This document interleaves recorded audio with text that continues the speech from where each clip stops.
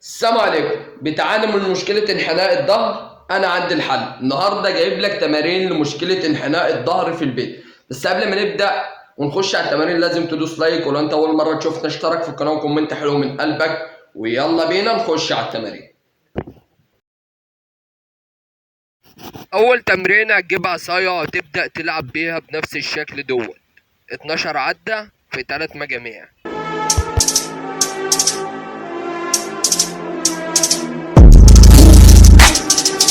Straight from the underworld, coming for the underground.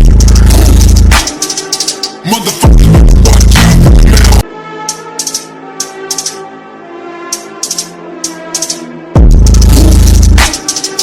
Straight from the underworld, coming for the underground.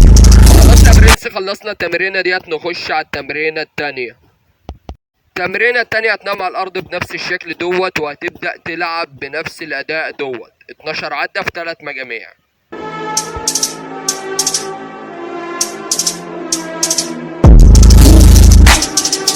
Straight from the underworld, coming for the underground.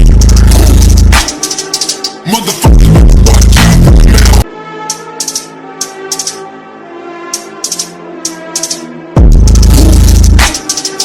Straight from the underworld, coming for the underground. Motherfucker, watch out now. ما بين كل تمرينة والتانية نص دقيقة راحة. خلاص خلصنا التمرينة ديت ونخش على التمرينة التالتة.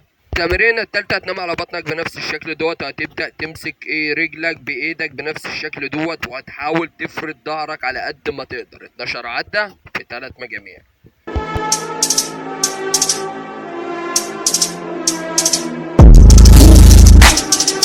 Straight from the underworld, coming for the underground. Motherfucker, watch out now.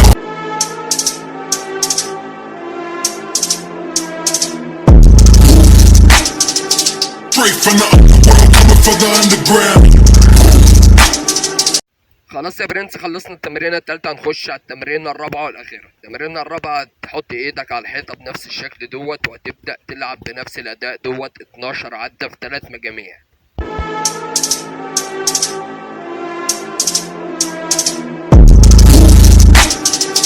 Straight from the underworld, coming for the underground.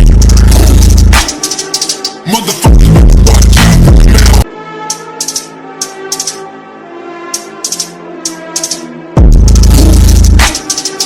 Straight from the underworld, coming for the underground.